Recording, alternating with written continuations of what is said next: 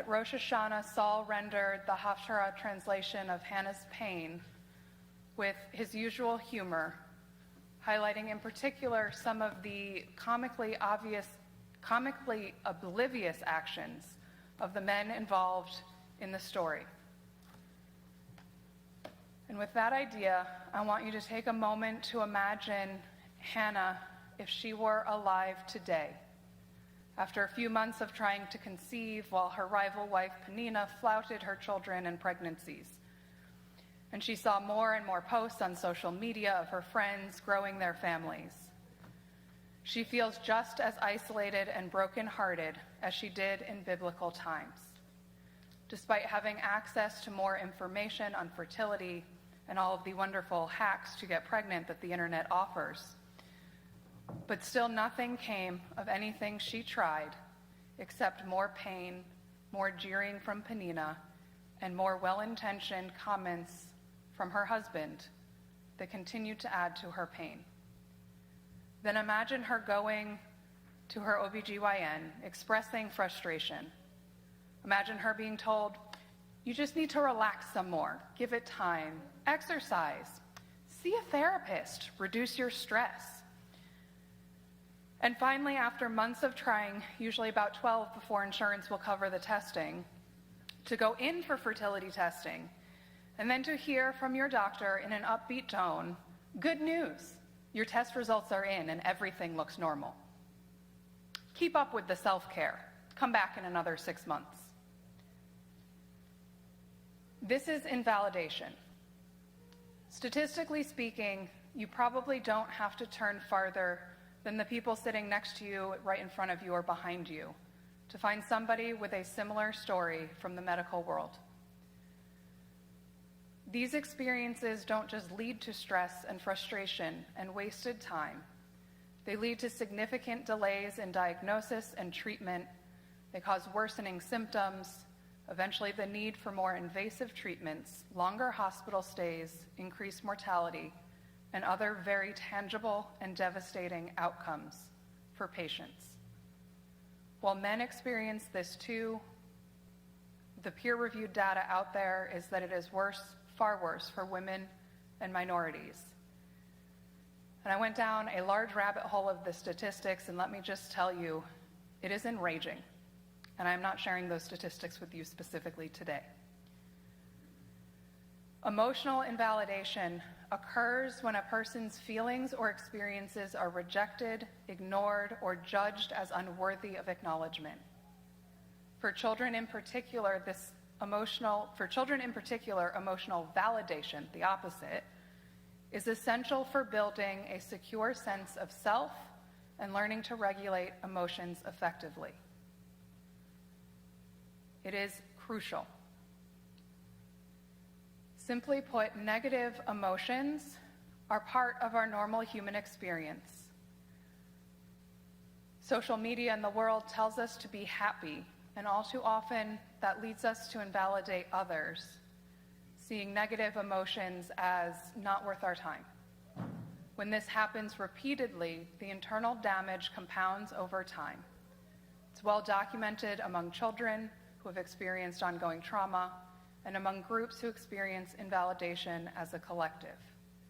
Chronic or traumatic invalidation has grave consequences on physical, emotional, and psychological health for those affected. In hearing recently from Dr. Miri Bar-Halpern about her study of the traumatic invalidation that Jews experienced after October 7th within communities at large, and with this additional emphasis on the impact of trauma in general in school-age children, I found something unexpected. While I felt less helpful in addressing the systemic problems, trying to talk about medical invalidation just turned into a rant against the brokenness of our medical system. Seemed far too big to tackle in one sermon. But as I sat with these ideas over the last several weeks, what I found was just how often I caught myself unintentionally using the invalidating language that I was trying to write a sermon to teach you to avoid. This happens in parenting. A child falls and cries because they're mildly hurt or startled, and we tell them, "You're fine, stop crying." It happens in workplaces. "Oh, don't take the critique personally, you just need thicker skin." It happens in friendships. "Your breakup might suck, but at least you weren't married yet. Divorces are worse. There's a lot more paperwork." In the moment, we don't say these things with the intent of dismissing or invalidating the other. But it made me wonder that if these lesser acts of invalidation that happen without this intention, similarly add up over time. Reminding someone that a scrape isn't a broken bone doesn't take the sting they are feeling away, and reminding your dear friend that a Torah is in fact just an object doesn't make that pit in her stomach feel any smaller. Reminding someone before an athletic game or performance that you've got this. We're learning for many athletes backfires, adding more pressure instead of giving reassurance. As the outsider to another's pain, we are often quick to try to remove the pain because this will make it better. Instead of communicating to them that it is okay to have these feelings, we communicate the goal is to get rid of them as quickly as possible so that I feel better. In doing so, we inadvertently tell the other person who is actually feeling the pain that their experience isn't real, isn't valid, or isn't worthwhile. That's when we get it very wrong. With lingering thoughts about love languages from Rosh Hashanah, I wondered about the impact of our pain language. And between the holidays, I asked a few different people of varying ages what a 7 or a 10 would be on their pain scale. And I got vastly different answers.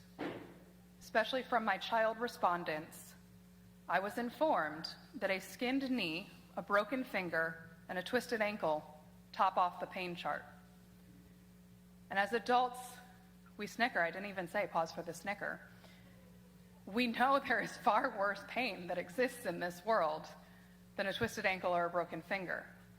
And yet, thankfully, fortunately for these children, this is the worst pain they can imagine. But it also means when they experience that bad spill off their bike, it is worse to them than to the adult watching. The various sources I delved into about invalidation all had their own suggestions about how to approach our language so as not to invalidate the other, and how to heal from invalidation that we have experienced and accumulated within ourselves over time. And as we went through our Rosh Hashanah liturgy, a Jewish answer stuck out to me. Shema Yisrael Adonai Eloheinu Adonai Echad. Words that ought to be familiar. Shema Yisrael.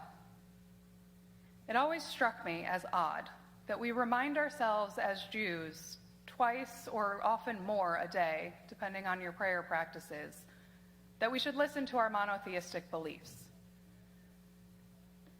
I don't feel that tempted that often into idolatry.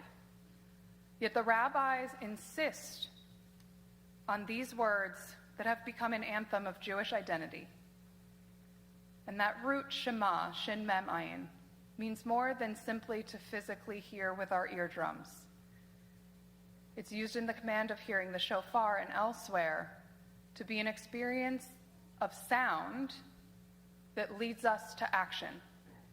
As the shofar calls us to wake up and change our behavior, perhaps our anthem of Shema Yisrael is a call to hear with interest, attention, and to heed and to do. This is at the core of our prayers, to unite around attentive, religious, moral action.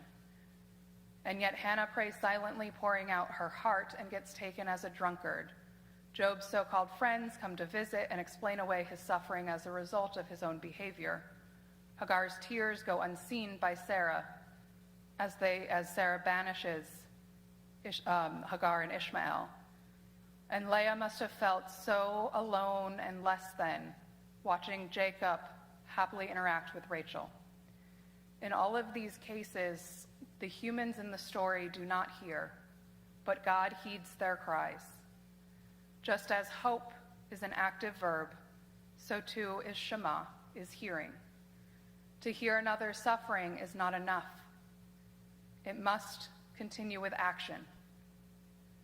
Last night, Rabbi called upon us at the end of her sermon with Isaiah's vision to be repairers of the breach, restorers of paths to dwell in. Part of the problem seems our desire to immediately jump in to restoring and repairing, and often that is an obvious action, but not always the best one. We often understand when it comes to illness that visiting a person in the hospital or calling to check in on them is not going to magically cure the illness, but we do it anyways. Whether as the ill person or the visitor, we know the underlying knowledge is that the power the visitor has is in lifting up the spirit of the ill person, not curing the illness. And our Talmud teaches that anyone who visits a sick person takes away 1/60th of their suffering. It says suffering, not illness. Just holding their experience, their pain, their grief, their frustration for a brief period makes it a little bit easier for the patient to hold their own when you stand to leave. Maybe it is actually lessened by visiting or just feels a little lighter after sharing the burden. When we hold this pain, it says to those we love that their pain is real, that they matter, and they don't need to be doing this alone. It's saying that I'm willing to hold your pain for you for a bit because it is heavy for you, without judging if it would be burdensome to the same extent to me at this same moment. Further on in that same section, the Talmud continues to say, while it takes away 1/60th of the suffering, you can't just have 60 people go visit anybody who's sick and assume they're going to get cured. That's not actually how it works. The way I see it, the healing power of the visit is only because the end goal isn't a cure. The end goal is to be present. I think this is what the Talmud stresses.